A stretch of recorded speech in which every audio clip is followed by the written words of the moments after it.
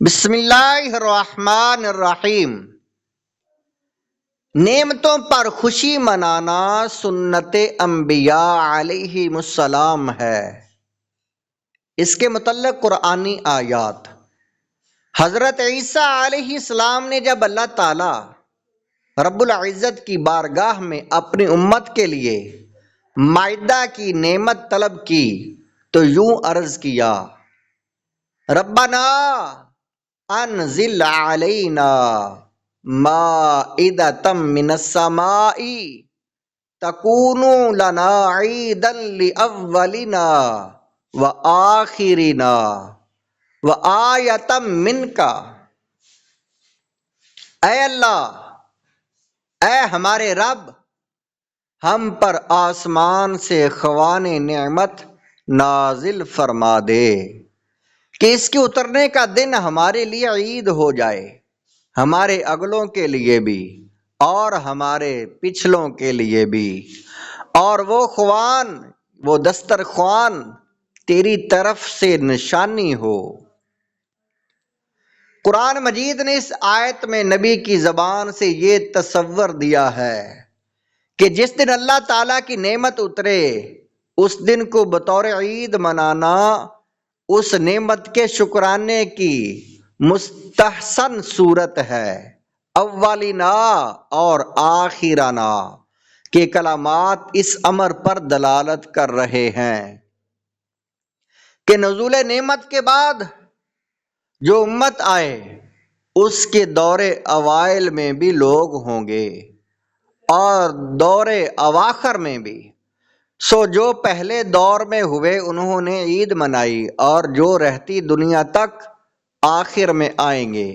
وہ بھی یہی وتیرہ اپنائے رکھیں۔ قابل غور نکتہ، آیت میں مذکورہ الفاظ اولینا اور آخرینا میں کلمہ نا اس امر کی طرف اشارہ کر رہا ہے کہ نعمت کی خوشیاں وہی منائے گا جو اس نعمت کے شکر میں ہمارے ساتھ شریک ہوگا، اور جو اس خوشی میں ہمارے ساتھ شریک نہیں، اس کا عید منانا کوئی معنی نہیں رکھتا۔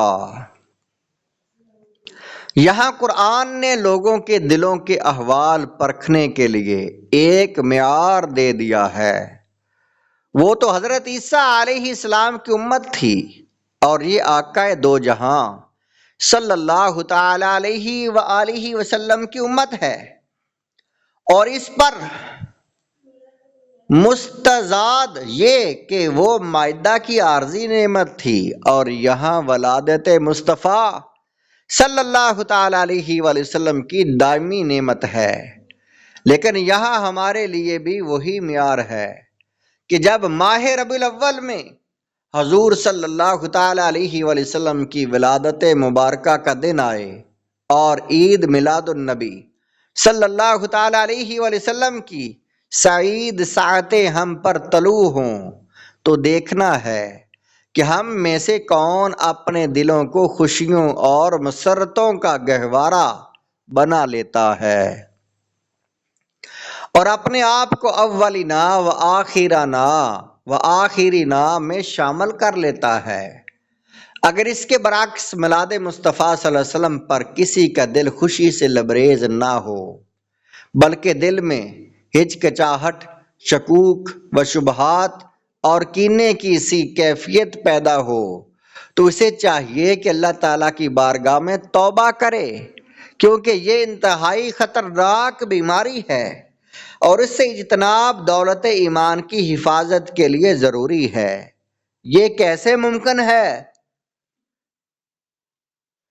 کہ تاجدار کائنات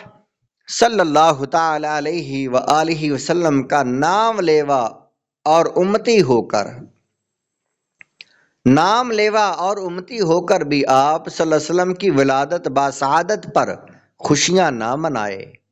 میلاد مبارک پر دلائل طلب کرنا اور اس کے عدم جواز پر بحث و مناظرہ کرنا حضور صلی اللہ علیہ وسلم سے محبت کے تقاضوں کے منافی ہے۔ محبت کبھی دلیل کی محتاج نہیں ہوتی، لہذا جب سرکار دو عالم صلی اللہ علیہ وسلم کی ولادت باسعادت کا مبارک مہینہ آئے تو ایک مومن کی قلبی کیفیت یہ ہونی چاہیے کہ خوشیاں منانے کے لیے اس کا دل بے قرار اور طبیعت بے چین ہو جائے، اسے یوں لگے کہ اس کے لیے کائنات کی ساری خوشیاں ہیچ ہیں، اور میلاد رسول صلی اللہ علیہ وسلم کی خوشی ہی حقیقی خوشی ہے۔ وہ محسوس کرے کہ اس دن کائنات کی ساری خوشیاں سمٹ کر اس کے دامن میں آ گری ہیں۔ اس سے بڑھ کر اس کے لیے مسرت و شادمانی کا اور کون سا موقع ہوگا؟ وہ تو اس خوشی سے بڑھ کر کائنات میں کسی خوشی کا تصور بھی نہیں کر سکتا۔